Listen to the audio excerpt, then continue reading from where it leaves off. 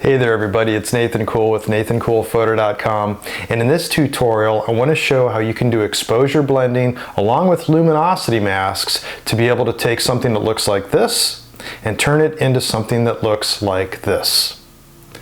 Now, this is a problem that you face quite often if you're shooting a lot of real estate photography. You get these deeply shadowed areas and you might think to yourself right off the bat, well, I could just HDR that together with taking a bunch of brackets, but you're not going to get the same kind of quality if you use exposure blending. And that's why if you want to get the higher end gigs, get the architectural jobs or higher end real estate photography to be able to wow clients, this is an approach that will do that. You're going to have a lot more control. And once you see actually how simple this is, you're going to wonder why you had first maybe thought of even doing HDR. You know that I'm not a fan of it. If you can do HDR, then you can probably stop this video. You don't need to watch this, but I would recommend it anyways because you will see that you're going to have a lot of control for this. Other types of photography genres fall under this also for doing exposure blending, and it really does get you a more impactful picture. Once you learn some Photoshop actions to put all that together, it does go fairly quickly. And for me, I've already got a lot of that lined up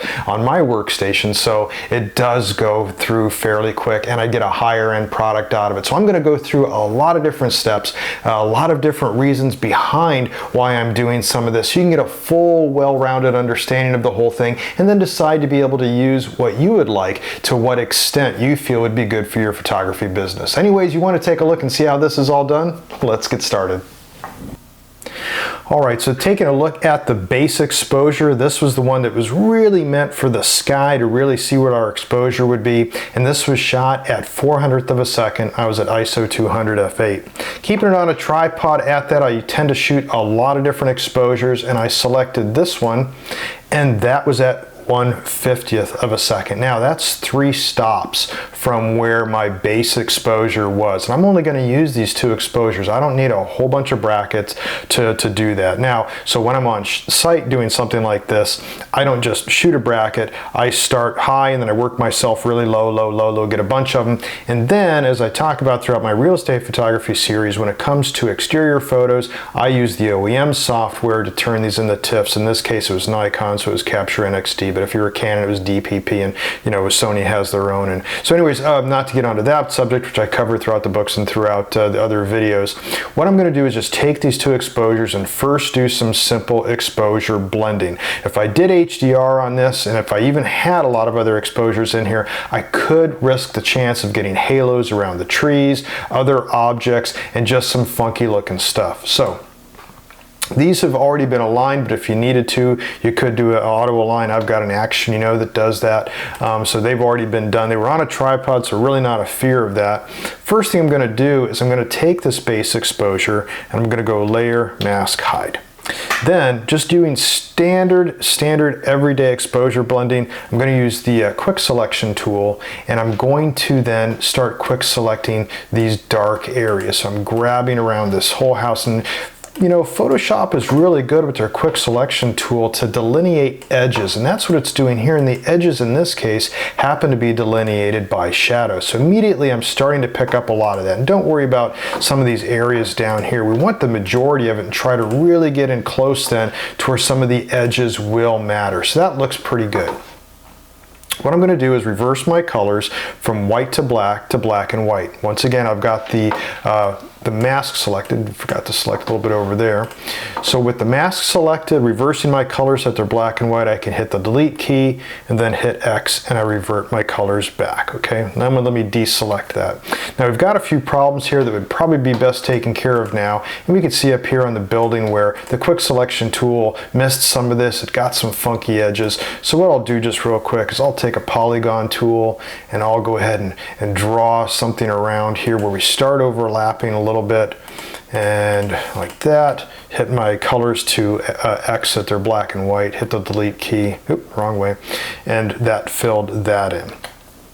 Okay, so I deleted that. Now I can feather this in here also, and these are just minor little tweaks to do. They're not really so important for this tutorial, but anyways, I'll go ahead and select that and maybe feather that in, select, and maybe we'll feather that by, select, modify, feather that by, let's say, 3 pixels, and hit my delete key, reverse my colors, hit delete, and that kind of blended that in a little bit better. And once again, I can do that even better and get rid of this overlap then that started showing up. So these are just small little things during your selection process, nothing different from anything else you would do. You can take your brush even, I'm going to use a low flow at 30, and maybe start brushing in some of the other stuff that was really dark over here so I can get that. You have to be careful though when you're outside doing this, because you're going to have some areas that have tree movement and you can start getting some blurry stuff, so you don't want to do too much on that. But anyways, that gets you then at least your standard basic exposure. Maybe get some more back in here. Okay, that's good. Got a little bit too much over here, and once again you can take that out. I'll delineate it by doing a polygon tool over here and then just taking my eraser and erasing some of that out. Okay, so this is just your standard stuff. Nothing different from past tutorials, nothing different from the books, all that. But if you notice now that we've done our standard exposure blending, then we've got this real bright area over here, and you can think, well, I could take an eraser tool and try to erase that, but there's an easier way to delineate that highlighted area, and that's by using a luminosity mask. So let's go to the layer, up here our highlight layer, and we'll go over to the channels tab. Now, very similar to what I've shown on that tutorial a few videos back. On the RGB channel, go Control click. Now what that's done is it's selected everything that was 50% highlighted or greater. So it's selecting basically all the highlights. We want to refine that. So you go Control Alt Shift click, and you keep doing Control Alt Shift click until you get to the area that you want. Now here we can see that that now has selected these great highlights and some in here. Now the marching ants aren't telling the full story. That's not actually the full edge. It's done a feathering on it that's really helping us out. So with that, you can see I selected too much over here when I was doing my quick select, which is now easily fixable. With that selected, go over to layers, and now all we have to do is erase that. So I'll select my eraser tool, and it's only going to work within those bounds. So using an eraser, let's say just 10% flow, I can then go in here and erase that stuff, and it's only going to erase during those highlighted, severe highlighted areas. I can even go up here on the pillow where it's selected some of that, and boom. Now I've got a lot of control, you see, from what I was selected. And it's a very clean separation you can see down here. So Luminosity Mask really helped to bring that out. Okay, now we're going to do a little bit more with luminosity masking here to bring out some of the shadows before we do the rest of the processing. Now to do that, I like to be able to work off of one layer, but we don't have to. We can go back here to this layer, go back to channels, and let's select once again the highlights by doing Control click on RGB. Now we want to invert that, so go Control Shift I, which inverted that selection. Now we have to save the selection. So go to the Select menu, select Save Selection, and we'll call that Dark Mids. You can name it anything you'd like. Now you can deselect it, Control D. Now go down to the Dark Mids mask and do a Control click. Now we're going to do the same thing. We're going to get really refined by doing Control Alt Shift click a few times. Control Alt Shift click, Control Alt Shift click, and now what's happening every time we do that, we get deeper and deeper into the darks. And I'm doing this until I get right down to the very, very darks. As you can see in here, we've still got some of this showing up. That's fine. I can bring out some of those shadows, but I really want the super deep one. So I'm going to go one more time like that, and now I'm into the really, really deep darks. Okay. Now what I can do is go back over here to layers, and I can add an adjustment layer to brighten those up. So last time you saw that I used a curves layer. This time we'll use a brightness layer. So go to layer, adjustment layer, and we'll do brightness. Now what it did is it created a brightness layer with a mask that matched what we selected via that luminosity mask. Now I can up the brightness. You can see that it's only going to be affecting, if I turn this on and off, it's only brightening up the very deep shadows that were there.